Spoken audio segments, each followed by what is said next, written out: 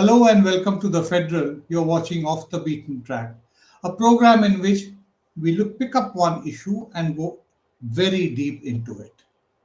Now, Indian politics, especially electoral politics, has gone a fair amount of change in the last 2 years.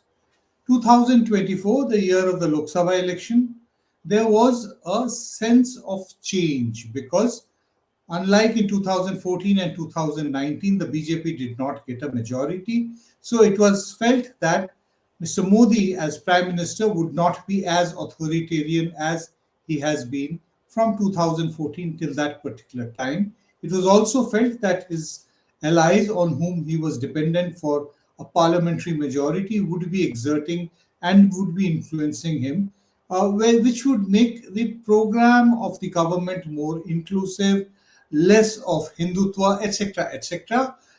We also saw that the Congress was on the verge of a three-figure mark. 99 is where its tally finally rested, and it was expected that because the Congress did fairly well in some parts of North India, that it is going to be marking a beginning of a new beginning for the Congress. But unfortunately, in the elections in Haryana and then in Maharashtra, the Congress did not do well.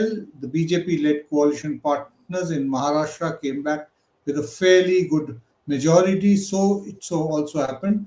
Likewise in Haryana also. Jharkhand, the Jharkhand Mukti Morcha was able to, you know, win over, and the BJP could not really make a point there. But 2025, it started seeing that Mr. Modi was still on the back seat. He was still not had not been able to regain his position. That was also felt that within his own Sangh Parivar, he was under tremendous pressure, which actually was true because in March, Mr. Modi went to Nagpur, he went to the RSS office, spent several minutes with Mr. Mohan Bhagwat, the Sasanchalak, and finally concluded the program by appearing on a public platform and giving a speech along with Mr. Mohan Bhagwat, marking the inauguration of an hospital which is actually associated with the RSS. 2025 now ends with Mr. Modi once again getting his mojo back. And the Congress suddenly seems to have fallen off the pedestal. This happened through the entire 2025. And the big setback was, of course, the sweep of the BJP and the JDU in Bihar. So, talking about two very basic issues: what ails the Congress and what should the Congress be doing? There will be many other supplementary questions on these, but I will be tackling these questions. Who else but Sanjay Jha, who has actually been part of the Congress and keeps on even now making very significant points and keeps saying that his heart still remains in the Congress, only that it needs a certain amount of correction. So, in which directions should be the correction? Sanjay Jha, thank you very much for joining us on this program. We are still in the festive season, still having our lunches and dinners. Thank you for taking time out from your busy schedule. Very Thank you, simple Nick. question. I talked about a whole thing, very basic question. What is wrong with the Congress? Why does it lose even after when it reached a position where its comeback was seeming almost certain? What happened? Well, I think, Nilanjan, that is a multi-layered question. I wish there was Yes. only one simple response to it. But one singular factor that stands out for the Congress party is its hunger to win. If I was to put everything and encapsulate it into one attribute that characterizes the Congress's very insipid political performance, it will have to be the hunger to win. And the data bears it out that, in politics, you can lose one election, but you try and come back after maybe one election cycle gone. That's how the BJP has been. The Yes. Congress, when it loses, it seems to go into a limbo. It's like irretrievable. You look at Uttar Pradesh, not there since 1989. Bihar, not since 1990. You're talking of 35 years in these two states. I mean, between them, they have like what, 120 Lok Sabha seats. Bengal even longer. Bengal even longer, Tamil Nadu even longer. So if you look at it, 1977 is when the left yeah, front came to power in West Bengal. Thereafter it has never absolutely. actually been in power. Absolutely. You see, this is beyond reason. There's no rationale or logic. I mean, you have had multiple Congress presidents, there are senior people. The Congress has been in the center for the longest time. Even between 2004 to 14, it was at the center, but it could not revive itself. That to me signals the real problem for the Congress. It doesn't know how to yet function as an effective opposition. When it is out of power, the party is like a deer caught in the headlights of an oncoming car. It just gets paralyzed. That is a singular reason why the Congress has not been able to make a comeback. Congress is naturally, because of its leader, even though Rahul Gandhi is not the president, he is the leader of the opposition and a lot is expected from him. Rahul Gandhi has completed more than 20 years in politics, if you actually look at 2004 when he actually entered public life. 20 years, bulk of the time he has been, labeled as a part-time politician. There was a time in 2023, starting with his, Bharat Jodo Yatra, where it seems that he had been able to turn the page and was once again, or rather, for the first time in his career, he was a full-fledged politician. But thereafter, something happened. Once again, he kind of lost focus, and in the middle of a very crucial, campaign, that is in Bihar, where he started the vote chori campaign, fairly positive, getting good success and response from the people. But then suddenly, what happened that Rahul Gandhi was nowhere to be seen during the Bihar campaign for a large part of the time. Also, people say that his perennial angry self, which he projects through all his speeches, is possibly a bit too left for being an opposition party kind of a position. How do you assess about Rahul Gandhi that the gains which he had made through the Bharat Jodo Yatra, does it remain, or actually that there have been some mistakes made? Well, Niranjan, I believe what Rahul did in the Bharat Jodo Yatra was indeed extraordinary. Walking the length and breadth of India, because you have to include both the Bharat Jodo Yatras he did from right from Kanyakumari to Kashmir and the one from east to the west. Yes. The bottom line, however, remains, and this is the hard question that the Congress and Rahul Gandhi have to think through. If somebody did this extremely incredible, remarkable walk to bring India together, frankly, the Congress party ought to have seen bigger political and electoral dividends.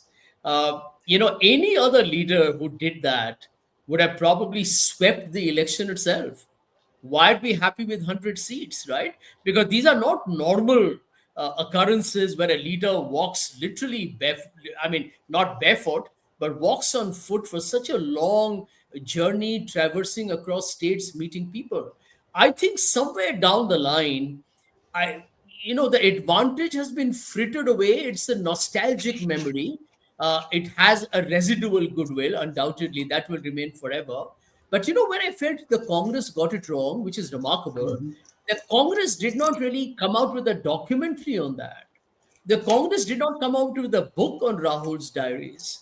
I was thinking Rahul will come out with his whole Bharat Jodo Yatra story, the people he met, the photographs along the journey, and neither captured digitally, nor through print, not through a documentary. This should have been like, Mahatma Gandhi's Dandi Yatra. Yatra. You have to make it more meaningful in today's times. I feel the advantage has definitely been lost to some extent, although 2024 Lok Sabha recognized that effort for sure.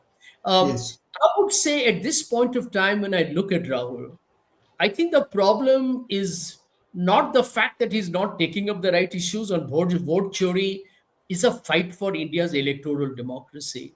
It is to say, listen, there are some serious fault lines in terms of voter rolls, SIR, constitution of the selection of the election commissioners, the fact that there can be disenfranchisement of voters, or that there is downright blatant voter rigging going on.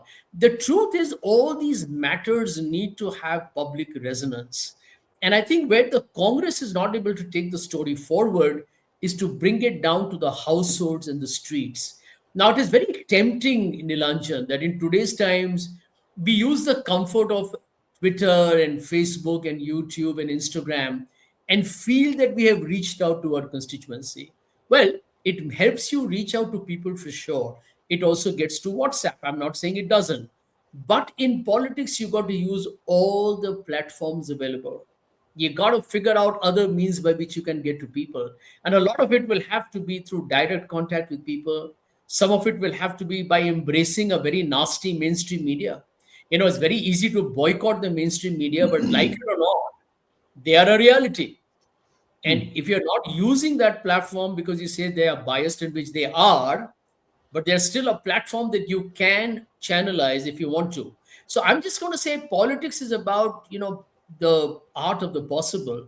And Rahul Gandhi probably needs to recognize one thing for sure, that if the organizational muscle is not working effectively to take that message and make it into an electoral advantage, then the people will see us as activists, as people not interested in coming into executive power. And politics is about power. Let me make my last concluding line here, that it's easy to talk about save the constitution, strengthen the democracy, the country is going in the hands of crony capitalism. Look at the violence on the streets of India, which are getting normalized today against the Muslims and now even against the Christians during Christmas. Christians. It's a very nasty environment. I have never been more depressed about India, Nilanjan, as I've been feeling over the last couple of months. I mean, a northeastern person in Dehradun has to fight to say that I'm from India. I mean, how ridiculous can we become? And I'm feeling terribly dejected that at this point, the Congress party is not in the forefront of telling the people of India that our entire dreams that were set by the founders are getting destroyed right in broad daylight. That to me is the problem. Rahul Gandhi has been sporadically brilliant.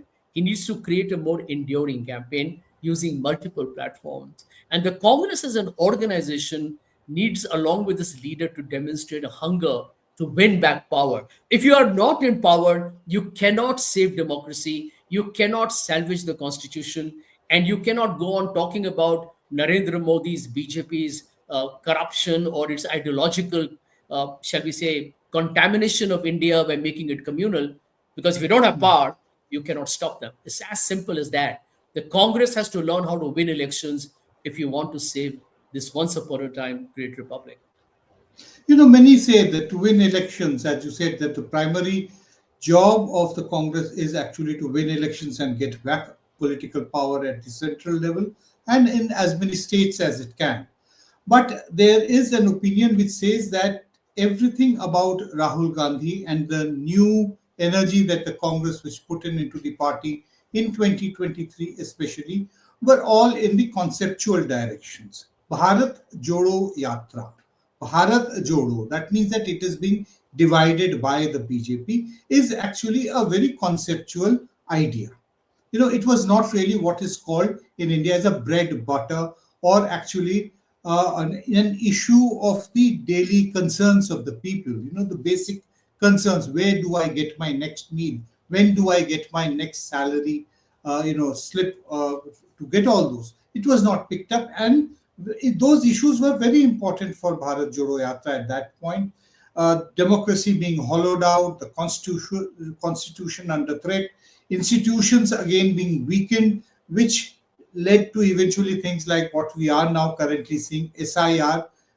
Once again, the Congress Working Committee has actually decided that they are going to be launching from this week itself a nationwide campaign against the government's decision to change the name and also the character of Manrega, which actually guaranteed, work for people.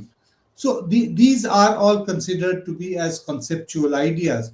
Do you think that the Congress needs to think of more basic issues which actually directly affect the life, and the security of people? Or do you think that it has already started?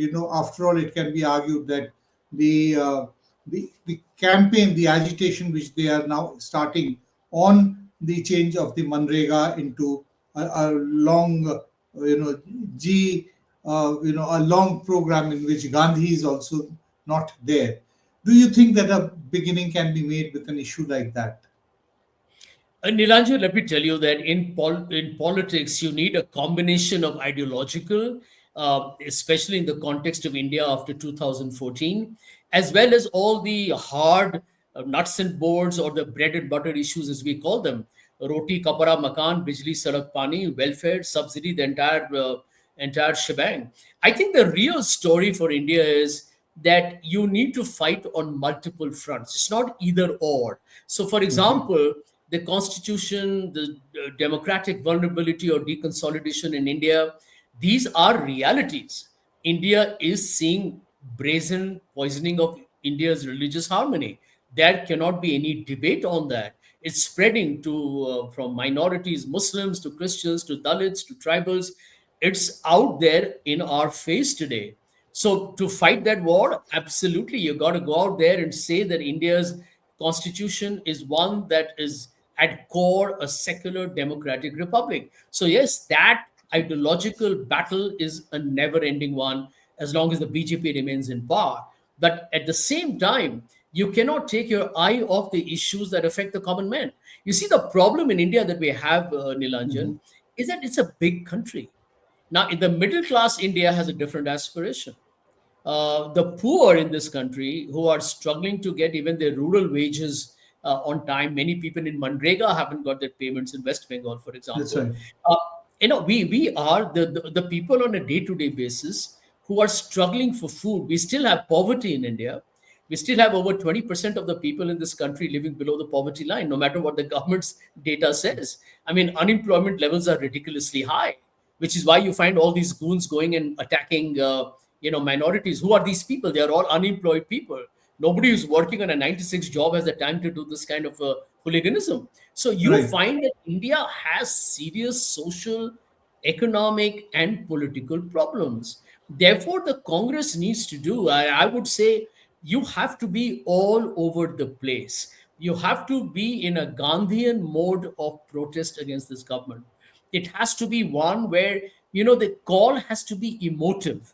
One of the Mm. suggestions I had given to the Congress a long time ago was, don't go and tell people that India is facing record unemployment, that we are seeing the worst in 45 years, or the Mm. unemployment rate is 10%. In fact, go and tell people something differently. Go and tell the people that your dreams are being snatched away from you. Go and tell them that your future is headed towards darkness. Go and tell them that end of day you will not be able to support your family when your parents get weak. Connect with people emotionally. And I think that's where the Congress needs to get its act together. Right. Let's look at another aspect. Let's look at the alliances, the issue of alliances. The NDA, after the end of 2024 elections, was seen as possibly being more competitive within. For the first time, alliance partners of the BJP seem to be having some kind of a lever in their hand, by which they could actually jeopardize the government, but it never happened. On the other side, the performance of the Congress and also the other opposition party was primarily because, despite all the problems with the India bloc not being able to go the full distance during the 2024 elections, but yes, it was primarily because they were able to stitch together a good alliance in some states, most importantly in a state like Uttar Pradesh. That led to that completely startling verdict from Uttar Pradesh, where the BJP was really, down and out in the state. Now, after that, do you think that the story of the India bloc or India alliance, whatever we would like to call it, is virtually over now? Well, Nilanjan, I have recommended this long before the Congress hit some troughs during the election, which is that uh, if you look at the actual India alliance today, Hmm. the key player really is the DMK, Uddhav, Samajwadi Party. These are the real big players, RJD, etc. I would include them as well. But Rahul Gandhi is already the leader of the opposition. And nobody is going to take that away from the Congress, because Congress has now 100 seats in the Lok Sabha. Now, I believe that strategically, even if the Congress is the biggest in the India alliance, and it is likely to remain one, even Yes. if it is underperforming, simply It's the because it is the only only. party which has an all India presence. Exactly. I believe that this is the time for Congress to be more visionary in the way it looks at the future of India alliance. Now, the Congress is not in a position to go head on with the BJP and defeat it. You will need your regional partners. Now, what the Congress, ideally, without even waiting for a conversation, should do is, you are the leader of the opposition, so you have a voice, a platform to talk about True. the secularism, jobs, or the entire agrarian, the abuse of women, the collapse of governance, the abuse of democracy. The entire story can be narrated by Rahul Gandhi in parliament and outside. Give the India Alliance leadership to either to Mamata or to Akhilesh, or even to Stalin for that matter. And because you know what you do, Nilanjan, you create another alternative voice which will get resonance and audibility. Just think That's about right. it, logically. You and I are, let's assuming, part of the India Alliance, okay? And I am the leader of the opposition.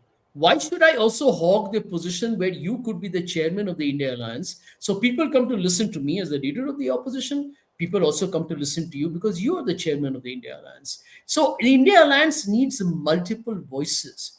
The Congress trying to be the monopolist simply because it has the numbers and cannot be challenged, I think is being actually politically naive.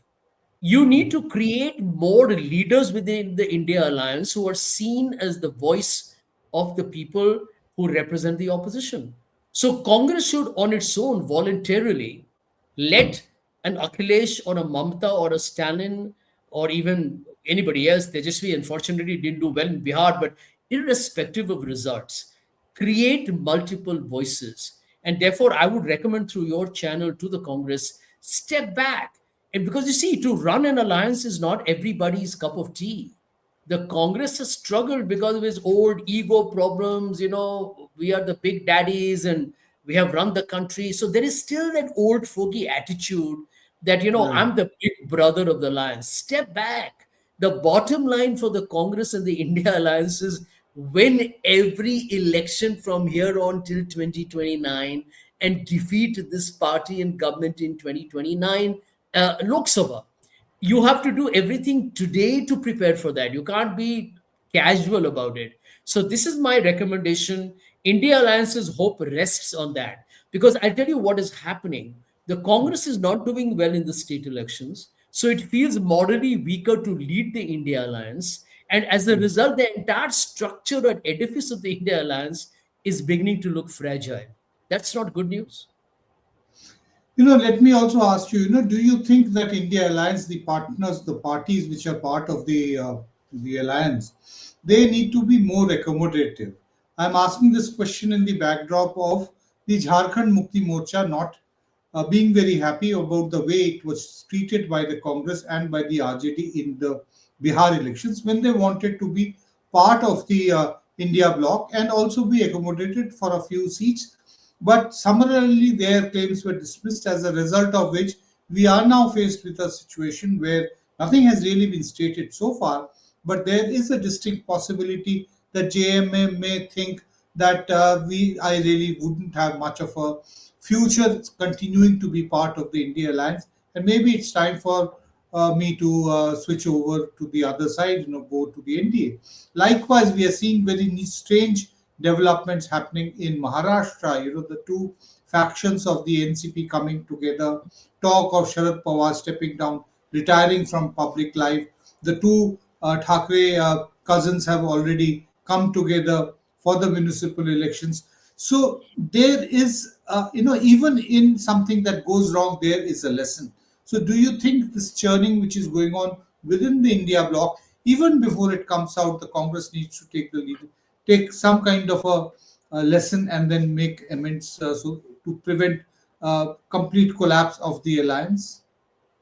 Absolutely. And I go back to how we started the program, Nilanjan, the hunger to win. 2024 Lok Sabha was a shot in the arm for a party that had looked bruised, beleaguered for such a long time, right? Yes, It yes, was an opportunity to make another leap of faith. Now look at where that complacency cost the Congress. Let's look at the one state that we have not talked about, Jammu and Kashmir. yes. Jammu and Kashmir, the Congress got so late into the campaign, fared disastrously in Jammu, and at the end of the day, you were partners with Omar Abdullah's, Hmm. National Conference Party. And today, the Congress, if it had done well, it could have been a deputy chief minister in the state. Right. I mean, who's to be blamed for it? Tell me. If the party just does well in the Lok Sabha and then just retreats into some peculiar ennui or lethargy, I mean, in the crucial state of Jammu and Kashmir. I mean, I remember Omar Abdullah publicly saying, this is the old way of the Congress, so maybe when they get into the act, they will do well. It never happened. It never happened. So I think the fundamental story for the Congress is, listen, if you're not going to do well, what do you want the opposition to do? Or what do you want opposition, as in your co-partner, to do? If in Uttar Pradesh the Congress has been conspicuous by its absence since 1989, what do you want the Samajwadi Party to do? Just give you 100 seats because you once were the party in power? Nobody can do that. And I think, you're right. The regionals can accommodate you. They can accommodate you in the Lok Sabha. They will not accommodate you because for them, the state is an existential crisis if they fail. RJD and Samajwadi Party are more constrained at the state level. So ideally, the Congress should have leadership which is strike a very mature, transparent conversation, which is that, listen, guys, we will give you more seats, and we will definitely have to bank on you entirely for the state elections. For the Lok Sabha, you'll have to make it more commensurate, given the fact that as a pan national party, probably our chances definitely become a lot better. And that can be the really the starting and the closing point of negotiation. But I think the Congress's track record here is unfortunately very dismal. That, if you think about it, we haven't handled our alliance partners well. Look at the case of Asauddin Owaisi in Bihar. Not handled well at all. We made a big song and dance about, Owaisi's, rather extremist credentials, but he's supporting you in Hyderabad in the by-election that happened there. I mean, it doesn't in the Jubilee Hills. I think it's a strange dichotomy that aren't we partners with the left in West Bengal and competing against them in Kerala? So if But such that has been a strange paradox for decades now. This Kerala exactly, unit, exactly, CPM being CPM is virtually been actually two parties within one party, the Kerala unit and the Bengal unit. exactly, yeah. But this is the beauty in a way. If this is a very intriguing, fascinating, but also the beauty of Indian politics. This is the paradox. We are not living in a world of some uniform, linear, non-complicated, binaries of Republican versus Democrat or conservative versus Labor. We got a multi-party national system and state-level political parties that have got stakes in the Lok Sabha. There is bound to be these contradictions. Is the Congress managing these contradictions well? My answer is no. I'll tell you, in Bihar, for example, there was a visible arrogance within the Congress. I don't know where it came from. After the vote But chori campaign. it was a great vote chori was a great campaign, but I have only one problem with that. What was stopping the Congress from making Tejasvi the chief ministerial candidate I do announcement not know. No one three knows months that. before? I mean, was the Congress thinking it'll have more seats than RJD? I mean, to me, these were bizarre decisions. If they had made him the chief ministerial candidate from the beginning, it would have really created a different narrative, given Tejasvi more time to be amongst the people. And well, that is the kind of narrative that works. Well, we missed the plot. This is all, I think, Congress's very myopic and very often very self serving approach that needs to be abandoned with immediate effect. Yes, Sanjay, we have actually spoken about the Congress and its alliance partners, the India bloc. Let's try to understand what needs to be done and what is actually wrong as far as within the party is concerned. We have a person who is outside the Gandhi family as the Congress president. But by and large, people think that the family is still the Congress president. We also see this very peculiar development which has happened, especially during this parliament session. Priyanka Gandhi versus Rahul Gandhi kind of thing, that who is better. Many people suggesting that this has been actually promoted by the loyalists because they want to rule out the possibility of another challenger from within the Congress saying that we should be the actual people, who should be running the party and not the family so much. How do you look at what can be done, things that are internally wrong, and how can it be sorted out within the Congress? Well, Nilanjan, I'm not going to repeat what I said to you earlier the last time when we Yes, had a sir. chat, when I mentioned about creating a shadow cabinet, etc., etc. Yes, you But had spoken about shadow cabinet. yeah, Also about, you had also said that they need to decentralize. yeah, absolutely, absolutely. I just believe that these are important factors that the Congress, for reasons beyond my imagination, has taken too long to work on. I'll give you one classic example. You remember they took a decision, one person, one post, and yet Yes, in sir. Karnataka you have DK Shiv Kumar, who is the president of the party in the state, as well as the deputy chief minister. Now, Yes, these sir. are, again, people will say, well, walk the talk, ladies and gentlemen.